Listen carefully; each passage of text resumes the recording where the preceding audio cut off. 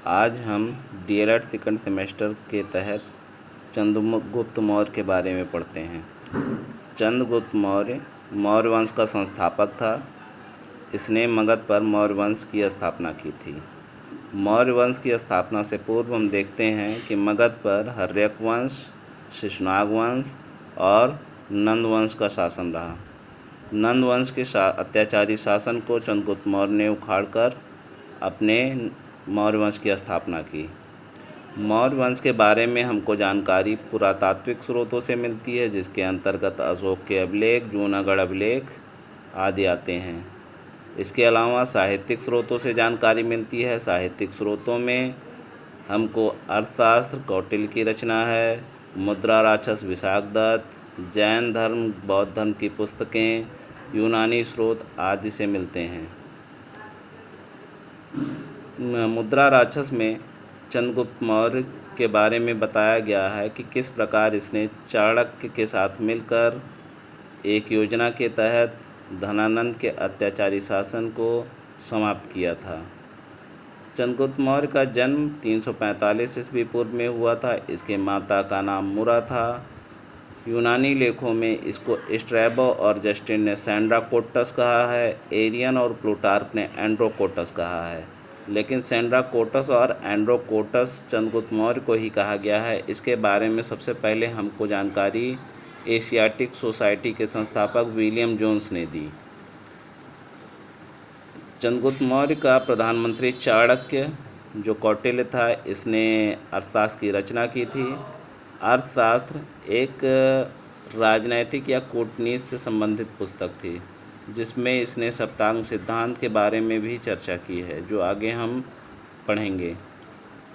मगध विजय से पूर्व चंद्रगुप्त मौर्य ने पंजाब राज्य पर अपना विजय प्राप्त किया और उसी विजय के उपरांत इसने अपनी एक सेना का संगठन किया, जिसके बारे में जस्टिन और प्लूटार्क ने वर्णन किया है कि चंद्रगुप्त मौर्य ने 6 लाख की सेना को लेकर पूरे भारत को रौंद डाला।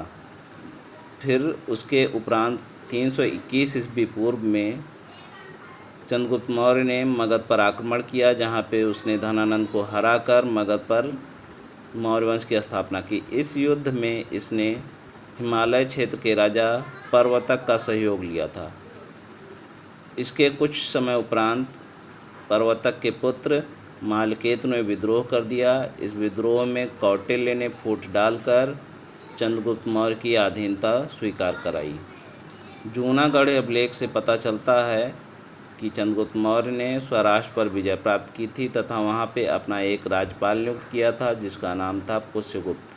पुष्यगुप्त ने सुदर्शन झील का निर्माण कराया था। सुदर्शन झील से संबंधित कई बार क्वेश्चन पूछे जाते हैं कि सुदर्शन झील का निर्माण किसने कराया। पुष्यगुप्त ने। सुदर्शन झील का निर्माण किसके शासनकाल में हुआ था? चंद्रगुप्त मौर्य के।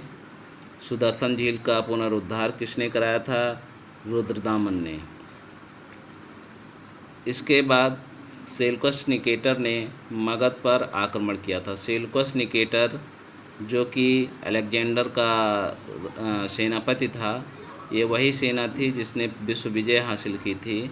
305 ईस्वी पूर्व में इसका युद्ध चंद्रगुप्त मौर्य से होता है, जिसमें सेल्यूकस निकेटर की हार होती है और एक संधि के तहत सेल्यूकस निकेटर अपनी पुत्री कार्नेलिया, कुछ स्थानों पर उसको हेलेना कहा गया है, का विवाह चंद्रगुप्त मौर्य से कर देता है और संधि के तहत चंद्रगुप्त मौर्य को गांधार, हेरात, काबुल और मकराना का क्षेत्र मिलता है।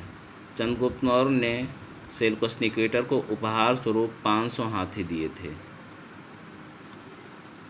चंद्रगुप्त मौर्य का साम्राज्य पूरब में बंगाल की खाड़ी तक, पश्चिम में हिंदकुशा पर्वत जो कि अफगानिस्तान में स्थित है, उत्तर में हिमालय पर्वत, दक्षिण में कर्नाटका, जहाँ पे श्रवणबेलगोला में इसने अपने देह त्याग किया था। एक स्रोत से पता चलता है कि चंद्रगुप्त मौर्य ने अपने शासन के दौरान 8 महाजनपदों पर शासन किया था। विदेशी यात्री मेगस्थनीज, जो सेल्यूकस निकेटर का राजदूत था, इसने चंद्रगुप्त मौर्य के समय में ही भारत की यात्रा की थी और इसने इंडिका नामक पुस्तक लिखा। इंडिका अपने मूल रूप में नहीं है, लेकिन यूनानी स्रोतों में इसके जो उदाहरण लिए गए हैं उनको एकत्र करके इंडिका के बारे में जानकारी मिलती है। चंद्रगुप्त मौर्य अपने अंतिम समय में भद्रबाहु जैन मुनि भद्रबाहु से प्रेरित होकर जैन धर्म की दीक्षा ले ली थी और उसके बाद श्रवण बेलगोला जाकर संलेखना विधि द्वारा या संथरा विधि द्वारा अपने देह का त्याग कर दिया था। 298 ईस्वी पूर्व में चंद्रगुप्त मौर्य की मृत्यु हो जाती है।